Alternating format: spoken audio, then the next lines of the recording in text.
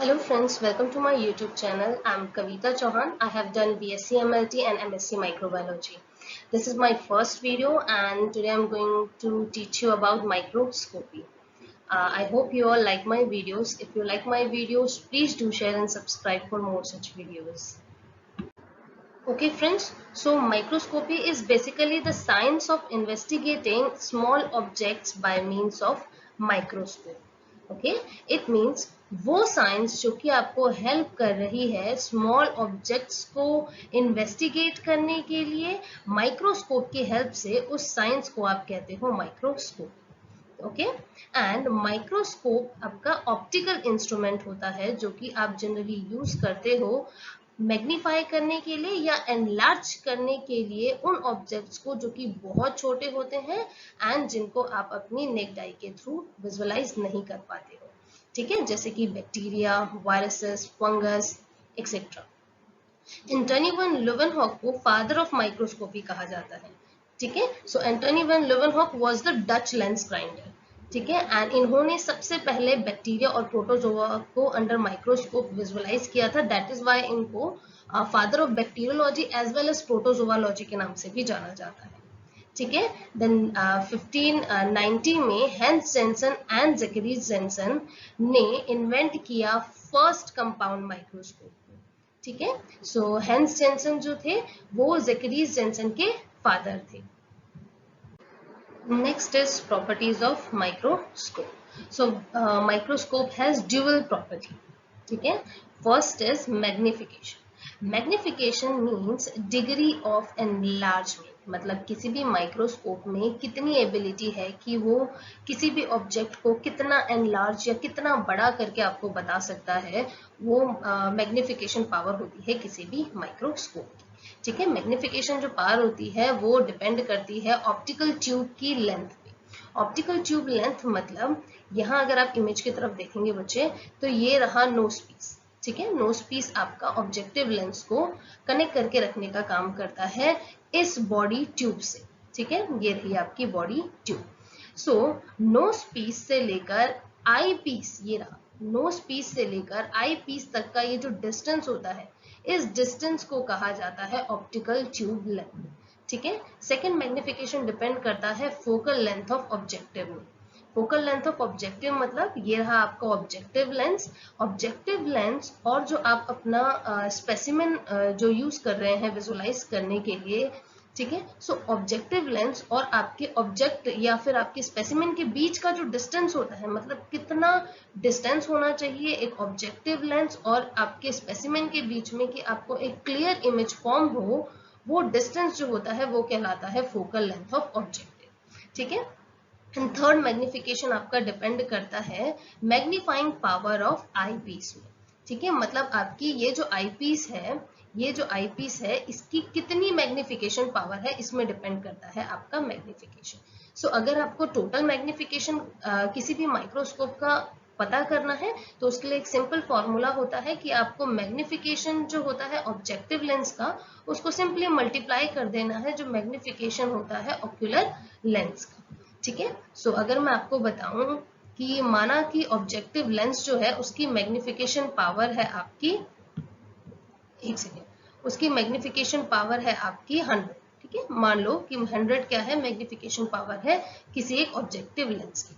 उसको आप सिंपली क्या कर दोगे, मल्टीप्लाई कर दोगे magnification power of ocular lens से। मान लो कि ऑक्यूलर लेंस की जो मैग्निफिकेशन पावर है वो है 15। ठीक है, तो अगर आपको टोटल मैग्निफिकेशन पता करना है तो इन दोनों को आप सिंपली मल्टीप्लाई कर दीजिए, तो कितनी मैग्निफिकेशन पावर हो जाएगी, मैग्निफिकेशन पावर इस माइक्रोस्कोप की हो जाएगी 1500।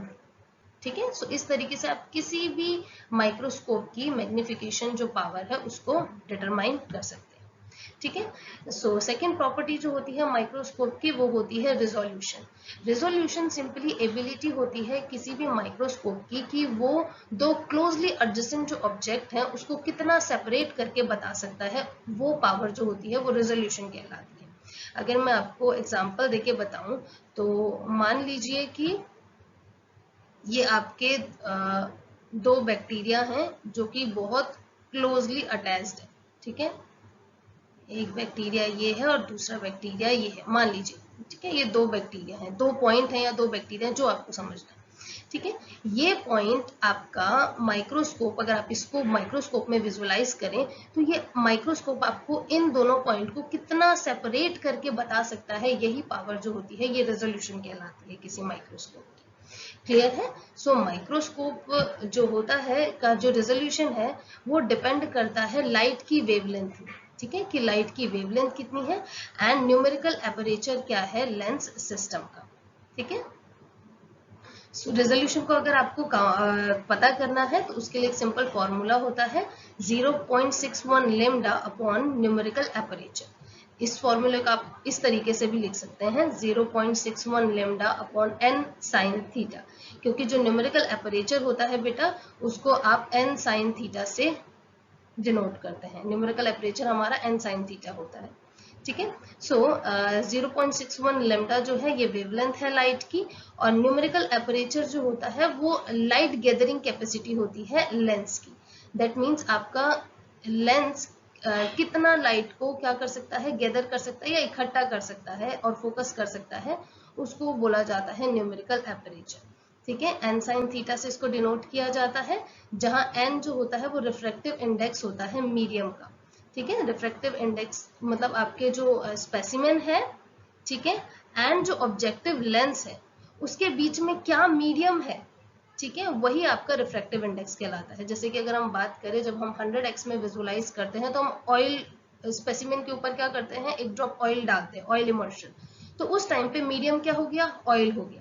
और जनरली जब हम 10x या 40x में विजुअलाइज करते हैं स्पेसिमेन को तो हम कोई ऑयल इमर्शन ऐड नहीं करते, तो उस टाइम पे स्पेसिमेन और ऑब्जेक्टिव लेंस के बीच का जो मीडियम होता है वो क्या होता है, एयर होता है। तो रिफ्रैक्टिव इंडेक्स वही है कि स्पेसिमेन या ऑब्जेक्टिव लेंस के बीच में आप कौन सा मीडियम यूज कर रहे हो। ठीक है, so next is simple microscope. Simple microscope वो माइक्रोस्कोप होता है जिसमें एक सिंगल लेंस यूज किया जाता है, और जनरली जो हम सिंपल माइक्रोस्कोप में लेंस यूज करते हैं वो कॉन्वेक्स लेंस यूज करते हैं। ठीक है, इसके अगर हम स्ट्रक्चर की बात करें तो स्ट्रक्चर सिंपल माइक्रोस्कोप का बहुत ही सिंपल होता है। अगर आप डायग्राम की तरफ देखेंगे तो इसमें एक स्टेज होता है जो कि एक थिक ग्लास का बना होता है, एंड इसमें हम अपनी स्लाइड को प्लेस करते हैं। ठीक है, स्टेज से ही अटैच्ड होती हैं क्लिप्स, 2 क्लिप्स होती हैं जो कि आपकी जो स्लाइड है उसको उसके प्लेस में फिक्स रखने का काम करती है। नेक्स्ट आता है इसमें हैंडल। हैंडल मूवेबल होता है एंड ये होल्ड करके रखता है आई पीस को। नेक्स्ट आती है ड्रॉ ट्यूब। ड्रॉ ट्यूब आपका सपोर्ट प्रोवाइड करता है हैंडल को। नेक्स्ट आता है एडजस्टमेंट स्क्रूज। एडजस्टमेंट स्क्रूज जो होती हैं वो आई पीस को अपवर्ड एंड डाउनवर्ड मूव करवाने में हेल्प करती है, ताकि आप डिसाइड कर सके कि कितना डिस्टेंस होना चाहिए आपके स्पेसिमेन और आई पीस के बीच में, ताकि एक क्लियर इमेज फॉर्म हो सके। नेक्स्ट इसमें जो आता है वो आता है पिलर। पिलर जो होता है वो स्टेज को होल्ड सपोर्ट प्रोवाइड करने का काम करता है, एंड पिलर से ही आपका मिरर अटैच्ड होता है। मिरर जो होता है ये continue through out the process क्या करता है, कंटिन्यूअस अमाउंट में लाइट प्रोवाइड करता है। एंड एट लास्ट इसमें आता है बेस, जो कि इस एंटायर सिंपल माइक्रोस्कोप के सेटअप को सपोर्ट प्रोवाइड करता है। नेक्स्ट है इसकी फंक्शनिंग प्रोसेस। ठीक है, तो जो फंक्शनिंग होती है सिंपल माइक्रोस्कोप की, इसमें क्या किया जाता है, सबसे पहले आप स्टेज में अपनी स्लाइड को फिक्स करते हैं क्लिप्स की हेल्प से, एंड देन आप क्या करते हैं, मिरर को मूव करते हैं सो दैट आपके जो लाइट है वो आपके स्पेसिमेन में पड़े, एंड देन आप हैंडल को मूव करते हैं और आई पीस को आप स्पेसिमेन के जस्ट अबव प्लेस करते हैं। देन आप अपने आई को आई पीस में लेकर आते हैं, एंड देन आप क्या करते हैं, विजुअलाइज करते हैं अपने स्पेसिमेन को। ठीक है, तो ये था पूरा फंक्शनिंग प्रोसेस सिंपल माइक्रोस्कोप का, and I hope you like my videos. Compound microscope के बारे में हम नेक्स्ट वीडियो में बात करेंगे। So thank you.